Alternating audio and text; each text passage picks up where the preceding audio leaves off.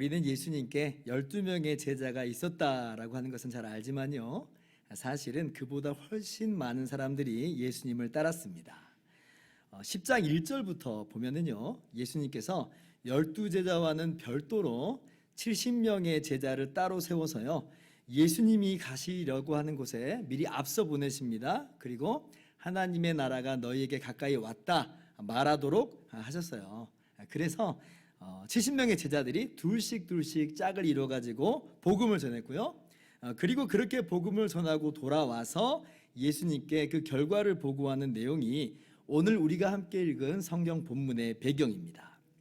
그런데 오늘 본문 보니까요, 이 70명의 제자들이 매우 신난 것처럼 보여요. 17절 보면 70인이 기뻐하며 돌아와 이르되 주여 주의 이름이면 귀신들도 우리에게 항복하더이다. 신났죠? 예전에 제가 대학교 다닐 때 저희 동아리에서 방학 때마다 4박 5일 일정으로 이렇게 멀리 전도 여행을 다녔습니다. 저도 8번 이렇게 함께 참여를 했는데요. 저희가 이 70명의 이 제자들의 전도 여행을 따라 한 거죠. 그래서 저희도 둘씩 짝을 이뤄가지고 전도하러 나갔고요. 그리고 그렇게 전도하고 돌아오면 항상 보고하는 순서를 가졌습니다. 근데 그러면요, 뭔 일이 있었는지 그 얼굴에서부터 딱 봐도 이제 알아요. 아무 일도 없었던 팀은, 아무도 예수님 안 믿고 그냥 한두 시간 고생만 하다가 온 팀은요, 그냥 얼굴에서부터 시무룩해요. 그런데 뭔 일이 있었던 팀은요, 표가 나요. 표가 빨리 보고하고 싶어하는 얼굴, 그냥 얼굴에서부터 그냥 싱글싱글 미소가 떠나질 않아요. 이 팀은 자꾸 자료를 만지작거리고 들여다봐요. 예수님 영접 카드를 적어왔든지 아니면 이름하고 연락처를 적어왔든지 그런 거예요. 하다못해 학생들 수고한다고 누가 음료수라도 줘서 받아온 팀은요, 벌써부터 이 어깨에 좀 당당함이 들어가 있어요. 그런데 오늘 이 70명의 제자들이 마치 그러한 기쁨으로 가득 찼던 거예요. 그러면 이 70명의 제자들에게는 어떤 일이 있었던 걸까요? 자, 17절 다시 보면 주여 주의 이름이면 귀신들도 우리에게 항복하다이다. 분명 이거 말고 다른 보고 사항들도 이야기했을 겁니다. 할 얘기가 얼마나 많았겠어요. 그런데 이들에게 있어서 가장 인상 깊었던 것, 그들을 가장 신나게 만들었던 건 뭐라는 거예요? 세상에 귀신들이 쫓겨나가더라는 거예요. 자신의 인생 속에서는 한 번도 경험하지 못했던 일이 지금 전도 여행 가운데 벌어진 거죠. 이전에는 어땠겠어요? 자기 주변에서 누가 귀신 들린 사람이 있으면 그 사람하고 괜히 엮일까봐 좀 피해서 돌아가든지, 뭐 아니면 기껏 해봤자 아유 어떻게 저렇게 불쌍하게 됐나 라고 하고 말았을 거예요. 사실 이 70명의 제자들도 처음에 전도여행에 갔을 때는 저 긴가민가 했겠죠. 야, 정말 귀신들이 쫓겨나갈까? 야, 진짜 나가란다고 좀 나갈까? 아마 그렇게 막 생각했을지 몰라요. 야야, 그래도 예수님이 우리에게 그런 권능 주셨다고 했잖아. 그러니까 한번 해보자. 그러니까 둘씩 나가는 게 그렇게 좋습니다. 서로 격려가 되니까.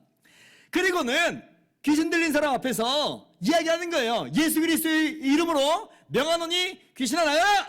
하니까요, 정말 귀신들이 그냥 맥없이 쫓겨나가 버리는 거예요. 그러니까 이 70명의 제자들이 자기들도 놀란 거죠. 야, 진짜 예수님 이름이면 귀신들도 나가더라는 거죠. 그리고 일전에 어떤 일이 있었어요? 누가복음 9장을 보면 12제자들이 귀신을 못 쫓아내는 그런 일이 있었잖아요. 세상에 그 제자들은요, 그래도 자기들 중에서는 12명으로 특별히 선발하여서 뽑힌 사람들이에요. 이름 있는 제자들이라고 하는 거예요. 근데 그들은 못 쫓아내고, 근데 자기들은 쫓아내고, 그러니까 얼마나 이게 놀라워요.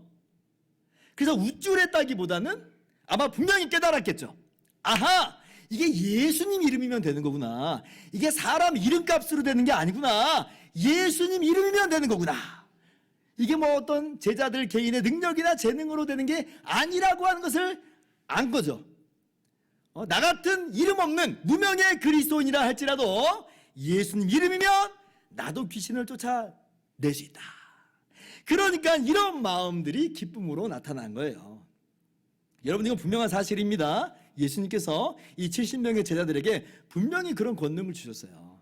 19절 보세요. 내가 너희에게 뱀과 전갈을 밟으며 원수의 모든 능력을 제어할 권능을 주었으니 너희를 해칠 자가 결코 없으리라. 귀신을 쫓아낼 수 있다는 거예요. 그러므로 우리들도요, 무명의 그리스도인이죠. 우리가 대단한 그리스도인이에요? 그러나 그거랑 상관없어요. 나의 이름이 대단하지 않을지라도, 그러나 예수의 이름이면 우리도 귀신을 쫓아낼 수 있어요.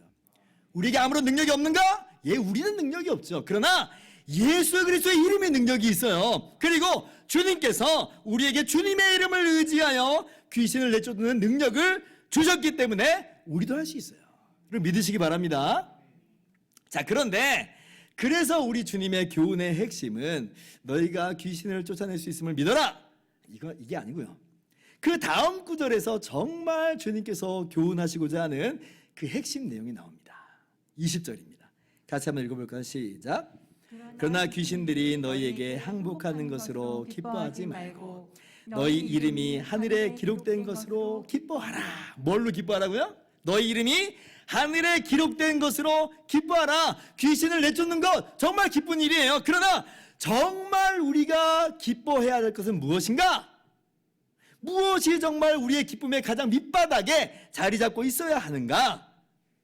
그것은요, 우리의 이름이 하늘 생명책에 기록되어 있다는 이 하나의 사실이라고 하는 거죠. 이것이 기쁨의 본질이고 이것이 핵심에 자리 잡고 있어야 함을 주님께서 우리에게 교훈하여 주시는 것입니다. 그렇다면 첫째로 우리의 이름이 하늘에 기록되어 있다고 하는 것이 도대체 무엇을 의미하는지, 그리고 기록이 안 되면 어떻게 되는지 그걸 알아야 될 것이에요. 그래야 이 사실이 진짜 우리에게 기쁨으로 다가올 수 있기 때문에 그렇습니다. 자, 그러면 함께 살펴보는데요. 이름이 하늘에 기록되었다 혹은 생명책에 기록되었다라고 하는 것은 오늘 누가복음 말고도 성경 여러 군데 기록이 되어 있습니다. 자, 요한계시록을 한번 가봅시다. 요한계시록 20장 12절 보면, 자, 또 내가 보니 죽은 자들이 큰 자나 작은 자나 그 보좌 앞에 서 있는데 책들이 펴 있고 또 다른 책이 펴졌으니 곧 생명책이라. 죽은 자들이 자기 행위를 따라 책들에 기록된 대로 심판을 받으니.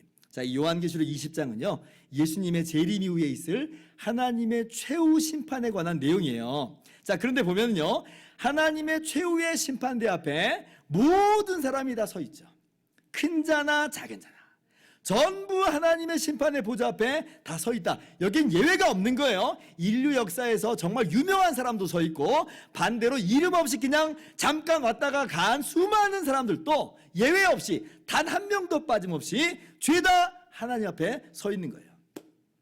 사람들은요 그냥 죽으면 다 끝나는 거지 그 다음에 뭐가 있겠어, 그렇게 생각하곤 하지만 절대로 그렇지 않아요. 성경 그렇게 말하지 않습니다. 마지막 하나님의 심판대 앞에서는 모든 사람들이 죄다 살아나서 하나님의 심판을 받게 된다 말씀하고 있어요. 자, 그러면 이러한 하나님의 심판의 기준이 뭐냐라고 할 때에 말씀 보면요, 자, 책들에 기록된 대로 심판받는다 그래요. 책들에 기록된 대로. 이 책이 무슨 책인지 구체적으로 본문에 나와 있지는 않지만 지금 다름 아니라 하나님의 심판대이기 때문에 이 하나님의 책들이 펼쳐져 있겠죠. 그럼 이게 뭐겠어요? 하나님의 율법의 말씀이 펴져 있을 겁니다. 구약 성경 보면 율법의 내용이 나오고 그리고 그 율법의 내용을 어긴 사람들에 대해서 판결이, 형벌이 나오잖아요. 그걸 생각하면 지금 이 심판대의 그림이 우리 가운데 쉽게 그려질 수 있는 거예요. 그래서 그 책들에 기록된 대로 각 사람들이 자기 행위를 따라 심판을 받아요. 이게 참 두렵고 떨리는 일이에요. 이게 무슨 의미예요, 여러분? 우리의 모든 행위가 이 땅의 판결로 끝나지 않는다는 거예요. 뭐가 남아있어요? 하나님의 심판이 남아있어요. 다 끝난 줄 알았는데 아니라는 거죠. 왜 그럴 수밖에 없냐면요, 여러분 쉽게 생각해도 알 수가 있습니다. 왜냐하면 우리가 짓는 모든 죄는요 궁극적으로 하나님의 법을 어긴 것이므로 하나님의 수준, 하나님의 법정에서 벌을 받아야 마땅하기 때문에 그래요. 자, 예를 들어서 사람을 죽였다고만 생각을 해봅시다. 예를 든 겁니다. 자, 그래서 사형을 당했어요. 그러면 이 땅에서는 그 사람을 향해서 상응하는 대가를 치렀다고 볼 수 있어요. 생명을 생명의 값으로 치렀으니까. 자, 그러나 보세요. 이 자기가 죽인 사람은 사실 어떤 사람인 줄을 우리가 알아야 돼요. 단순히 한 사람이 아니에요. 그는 하나님의 작품이고 부패하여 버리긴 했지만 하나님의 형상이에요. 그래서 하나님께서 사람의 피를 흘리지 말아라, 살인하지 말라 하셨어요. 근데 그 사람을 죽인 거예요? 그럼 이거 누구를 향한 죄예요? 그 사람을 향한 죄이기도 하지만 궁극적으로는 그 사람의 주인이신, 그 사람의 창조주가 되시는 하나님을 향한 죄요. 하나님 말씀에 불순종한 죄예요. 그러면 하나님께 어떤 값으로 이 죄값을 치를 수 있겠어요?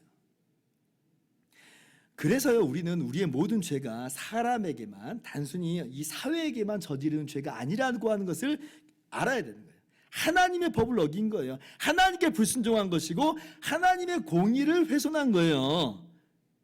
이 땅에서 죄값 치렀다고 다 끝난 게 아니라는 겁니다. 그래서 하나님의 심판대 앞에 다시 서야만 해요. 자, 그리고 하나님의 심판대 앞에 다시 서야 되는 이유 또 있어요. 이 땅에서 잘못 판결된 모든 판결들이 있잖아요. 근데 그냥 그대로 그냥 끝나버리면 안 돼요. 하나님의 공의 아래서 이 잘못된 모든 판결들이 다시 바로잡히는 일이 있게 됩니다. 왜냐? 하나님은 공의의 하나님이기 때문에 그래요. 완전히 공의의 하나님이기 때문에 잘못 판결된 것들이 있다면, 미진한 판결이 있다면 그때에 이 모든 것들이 다시 바로잡히게 됩니다. 이 땅에서 죄 지었는데 죄값보다 덜 받았다. 그러면 우리는 이 땅에서 휴 하고 그냥 넘어갈 수 있을지 몰라요. 그러나 하나님은 공의의 하나님이시기 때문에 그걸 내버려 두질 않아요. 그냥 내버려 두신다는 건 하나님 공의의 하나님이 아니라는 거예요. 그러나 하나님은 완전히 공의로우신 하나님이기 때문에 상응하는 판결을 내리시고야 합니다. 혹 하나님이 모르시면 사건을 내가 모르시면 모르겠지만 하나님 모르시는 분 아니잖아요. 모든 걸 다 아세요. 심지어 사람의 마음까지도 감찰하시는 하나님이다. 성경은 분명히 이야기해요. 그래서 이 땅에서는 술 먹고 취해서 몰라서 그랬어요. 기억이 안 났어요. 사실 다 거짓말인데 그게 통할 수 있어요. 그게 먹혀가지고 그냥 넘어간 일이 있을 수 있는데 그럼 우리 속으로 정말 다행이다 그러겠지만 그냥 하나님께서는 절대로 그것이 통하지 않아요. 하나님께서는 반드시 그걸 다시 바로 잡으십니다. 뿐만 아니라 거짓말한 죄까지 추가해서 판결을 받겠죠. 누가 하나님을 속여먹을 수 있겠어요? 이러한 완전하신 판결이 그날에 우리의 모든 행위를 낱낱이 들여다보면서 이루어지는 거예요. 이게 최후의 심판이에요. 그리고 바깥으로 나타나는 행위뿐 아니라 우리 안으로도 자리 잡고 있었던 모든 악한 동기, 모든 악한 생각까지도 전부 하나님의 심판대 앞에 다 올려져요. 이거 사실 이 땅에서는 다 그냥 넘어갔던 것들이죠. 왜? 아무도 모르니까. 이 땅의 법정에서는 이게 죄가 아닌 줄 알았으니까. 그러나 하나님의 법정에서는 그것마저도 남김없이 상응하는 죄값을 다 받게 될 거예요. 자, 그렇다면 세상에 우린 도대체 어느 정도의 형량을 두들겨 맞아야 될까요? 영원한 무기징역을 때리신다고 해도 우리는 수긍할 수밖에 없을 거예요. 아니 지옥이라니요? 내가 뭘 잘못했다고요? 그건 공의롭지 못해요. 하나님 억울해요. 이런 사람 아무도 없을 거예요. 왜냐하면 우리 모든 죄가 낱낱이 다 드러나는 순간이니까. 이게 얼마나 끔찍한 일인지 몰라요. 자, 그런데 이 책들 말고 하나님 앞에 또 다른 책이 펴졌다 그랬죠. 그리고 그 책의 이름은 생명책이라 그랬어요. 자, 생명책이 뭔가? 자, 그 다음 구절 한번 봅시다. 요한계시록 20장 14절이에요. 사망과 음부도 불못에 던져지니 이것은 둘째 사망 곧 불못이라. 15절 같이요.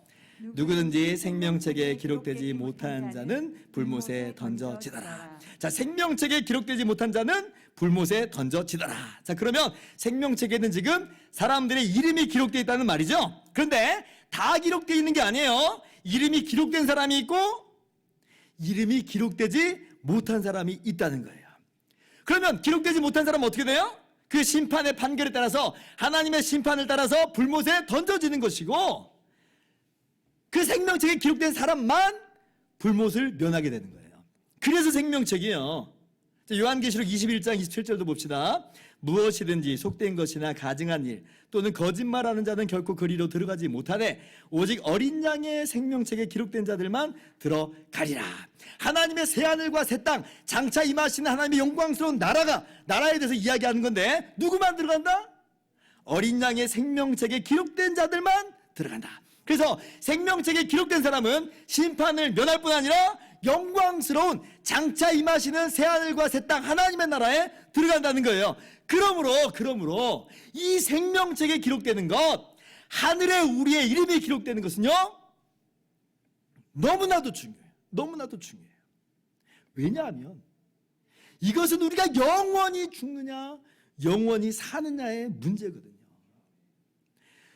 따라서 나의 이름이 하늘 생명책에 기록이 돼 있다면 그건 정말 너무나도 기쁜 일이 되는 거예요. 세상에 그 무엇하고 이걸 바꾸겠어요? 그 어떤 기쁨하고 이것을 비교할 수 있겠어요? 다른 모든 것들이 있다 할지라도 하늘 생명책에 이름이 빠져 있다면 그건 정말 끔찍한 일, 아무것도 없는 거예요.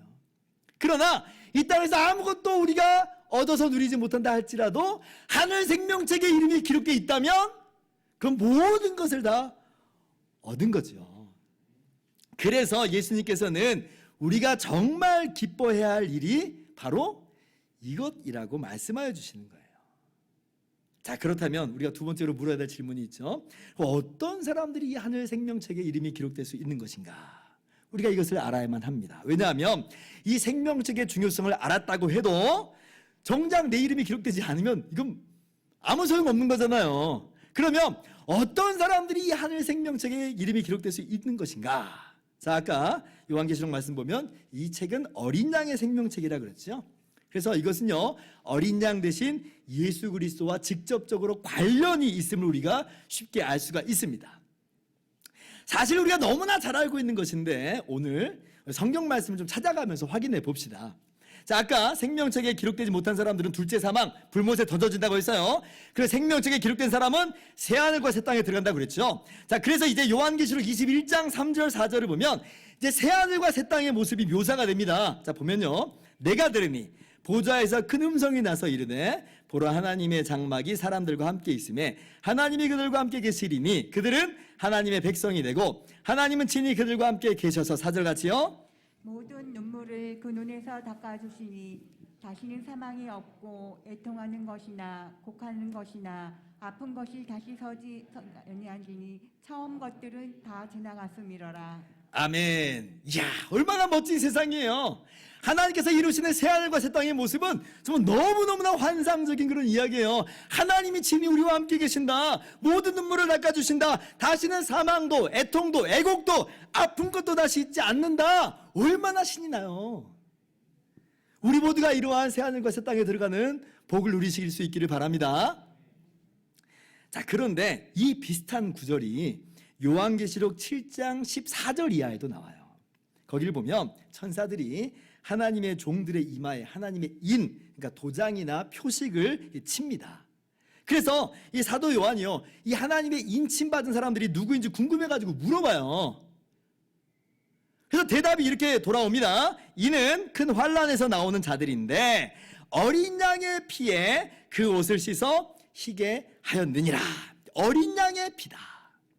예수 그리스도의 피로 죄 씻음 받은 것을 상징적으로 지금 표현하고 있는 거죠. 그래서 15절 이하에 보면 이제 똑같은 표현이 나옵니다. 그러므로 그들이 하나님의 보좌 앞에 있고 또 그의 성전에서 밤낮 하나님을 섬기며 보좌에 앉으신 이가 그들 위에 장막을 치시리니 그들이 다시는 줄이지도 아니하고 목마르지도 아니하고 해나 아무 뜨거운 기운에 상하지도 아니하리니, 17절 같이요.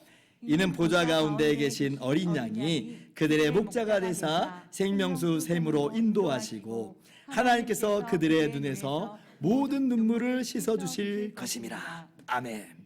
모든 눈물을 씻어주실 것임이라. 새하늘과 새 땅이 묘사하고 똑같은 내용이죠. 그렇다면 이 영광스러운 나라 새하늘과 새 땅에 참여한 사람은 누구라는 거예요?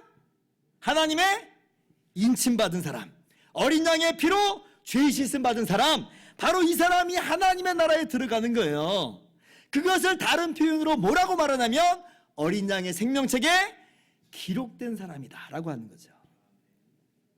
여러분, 예수님을 나의 주와 구주로 믿는 사람, 나 같은 죄인 구원하실 분은 오직 예수님밖에 없음을 알고 자기 죄를 회개하고 오직 예수님 믿는 사람이 바로 하늘 생명책에 그 이름이 기록되는 사람인 거예요. 여러분, 여기에서 다른 것들은 더 이상 필요하지 않아요. 예수 그리스도의 피로 죄 씻음 받으면 그걸로 충분한 거예요. 충분한 거예요. 다 이루어진 거예요. 아니 목사님 어떻게 회개하고 예수님 믿는 것만으로 생명책에 기록되는 것입니까? 어떻게 그것만으로 영원한 심판을 면하게 되는 것입니까? 그것 좀 불공정한 것 아닙니까? 예, 우리 편으로 볼 땐 그렇게 보일 수도 있어요. 우리도 똑같은 죄인인데 아무한 것이 없이 심판을 면하게 되고 새하늘과 새 땅에 들어간다고 하니까 너무 황당하게 보일 수 있잖아요. 그러나 그건 우리 편에서 볼 때만 그래요.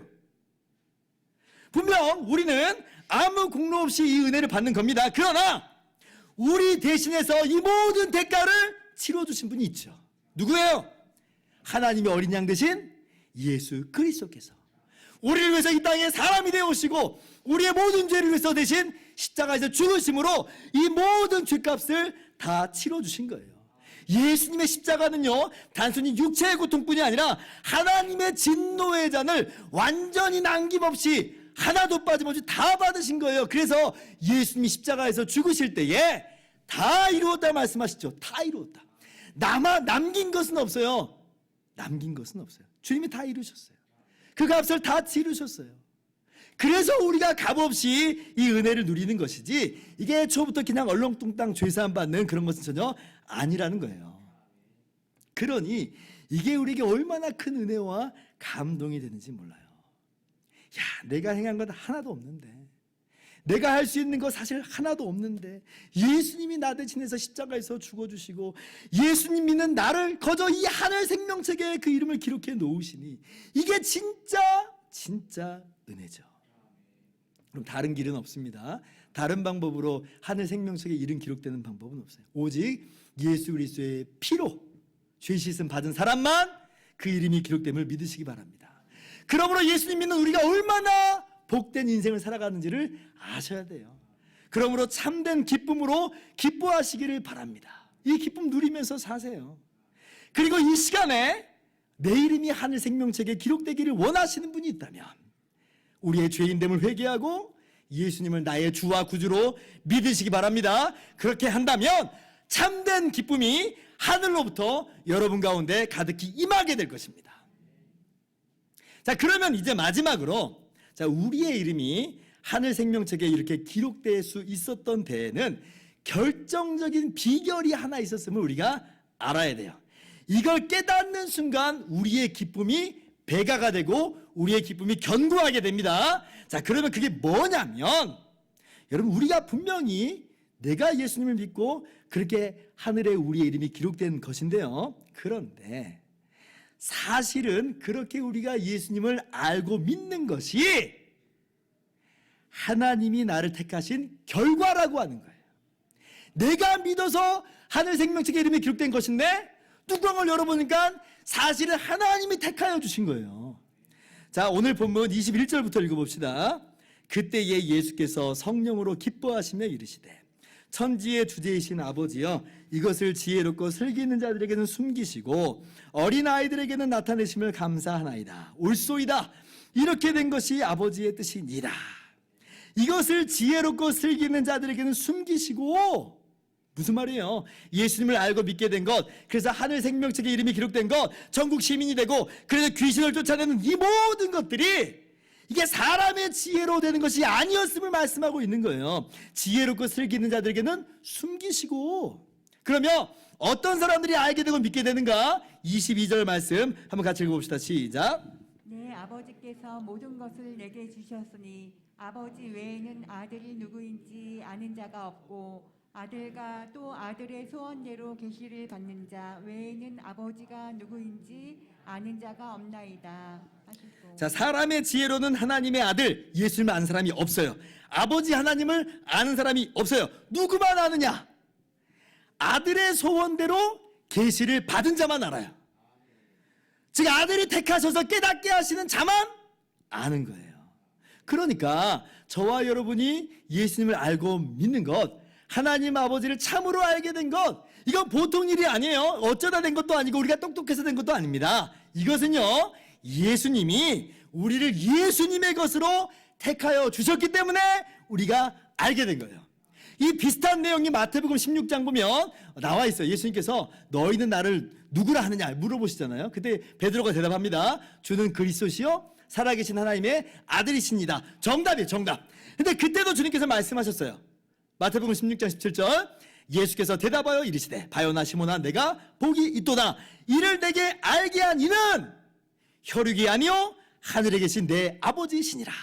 뭐예요? 베드로가 똑똑해서 알게 된 것이 아니라는 거예요. 하나님께서 알게 하신 것이다. 그러니까 우리가 예수님을 알고 믿는 것, 하나님 아버지를 참으로 알게 된 것 다 하나님의 선물이에요.